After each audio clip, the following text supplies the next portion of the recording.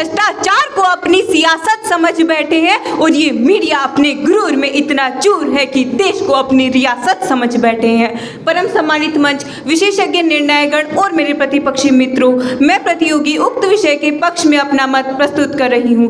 अध्यक्ष महोदय, विचारों की इस श्रृंखला में मैं मंच के सामने बैठी अपने मन मस्तिष्क में चल रहे चक्रवातों और झंझावातों को झेल रही थी तो एक बार मन मेरा भी किया कि मीडिया की बुरी बुरी प्रशंसा कर आप लोगों से दांत बटोर कर चली जाऊं, परंतु जब मैंने विषय का गहनता से अध्ययन किया तो मीडिया के द्वारा धर्म के नाम पर युद्ध करवाया जा रहा है, हिंदू मुस्लिम सिख ईसाई को आपस में बांटा जा रहा है, देश के टुकड़े टुकड़े किए जा रहे हैं और सांप्रदायिकता की आग में शोले बरसाए जा रहे हैं। उसके बाद विकास और गरीबी को लात मारता मीडिया, आंधी में उड़ता स्वार्थ और पल पल झूठ के ताने बाने, टीआरपी की दौड़ में, चुनाव प्रसार की होड़ में सांप्रदायिकता का जहर घोलता हुआ बीच बाजार बिकता हुआ मीडिया का नग्न स्वरूप देखा, लोकतंत्र की धज्जियां उड़ाते और लोकतांत्रिक मूल्यों का चीरहरण होते देखा। महोदय, चीरहरण होते देखा तो मेरी अंतरात्मा ने मीडिया का समर्थन करने से इनकार कर दिया।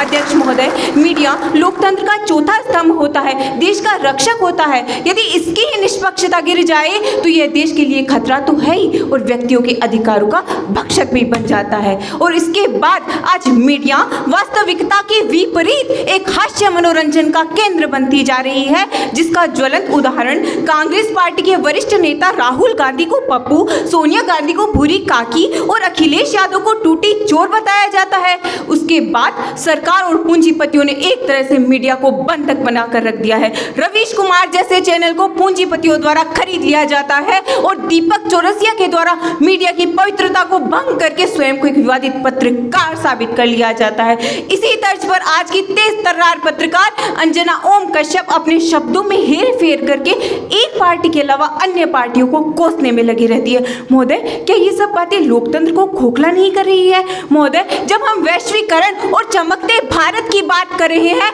ऐसे में आतंक का पर्याय बन बैठा है ये कलमकार। और इसके बाद में आज वर्तमान में सबसे बड़ा विकार, सबसे बड़ा असुर जो फन फैलाए अपना कद बढ़ा रहा है, वह मीडिया रूपी महिषासुर है।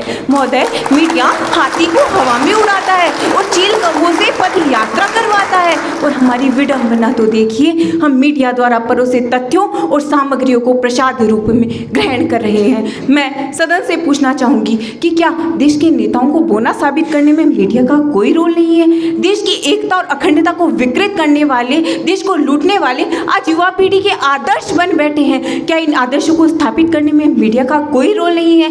महिलाओं पर होते अत्याचार, श्रद्धा के होते 35 टुकड़े, गरीबी बेरोजगारी को छोड़कर पठान जैसी चर्चित फिल्म पर हिंदू मुसलमान के नाम पर हिंदुस्तान को भूल गया है ये मीडिया। केवल रस भरी स्वादिष्ट इष्ट मेन कलर वाली खबरें परोसना और देश को असली समस्याओं से बेखबर रखना, क्या ये संगीन जुर्म मीडिया नहीं कर रही है?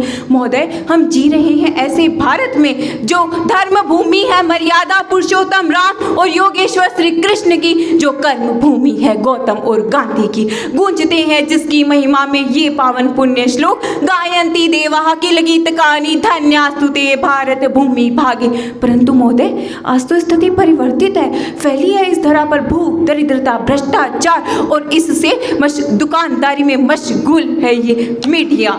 मैं सदन में कलमकारों से यही गुजारिश करूंगी कि आप देश में नायक के रूप में पूजे जाते हैं, आपको एक आंख से देखना चाहिए, जिससे भ्रष्टाचारी भ्रष्टाचार करने से, बलात्कार करने से डरे। और महोदय, बात साफ है कि यदि गली का कुत्ता किसी चोर को देखकर भौंक नहीं रहा है, इसका सीधा सा अर्थ है कि या तो चोर और कुत्ते में साठ गांठ हो गई है या फिर उस कुत्ते को कोई टुकड़ा डाल दिया गया है।